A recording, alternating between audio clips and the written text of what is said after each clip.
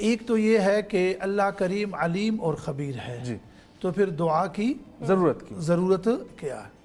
یہ یاد رکھ لیجئے گا کہ کوئی بڑا آدمی ہونا اور اس کے پاس آپ نے کسی کو بھیجا نا، تو وہ کہتے دیکھیں اس نے اپنے دل سے، یعنی اس نے تو زبان سے میرے سامنے اظہار تو نہیں کیا تھا نا، اگر وہ کرتا تو میں اس کی بات کو کیا کر لیتا، سن لیتا۔ یہ ایک بڑو فطرت ہے۔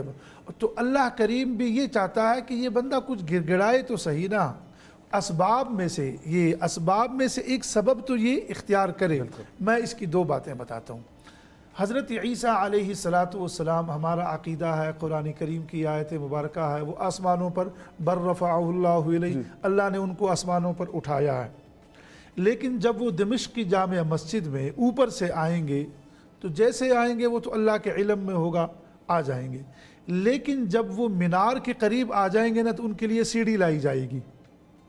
تو اہل علم نے یہ لکھا ہے کہ یہ جو ہزاروں میل کا جب سفر یوں طے کیا تو یار یہاں سیڑھی لانے کی، انہوں نے کہا یہ دنیاوی اسباب ہے۔ دیکھیں سبب کو تو آپ نے کیا کرنا ہے، اختیار کرنا۔ حضرت مریم سلام اللہ علیہا کو بھی اللہ کریم نے بغیر موسم کے پھل دیا۔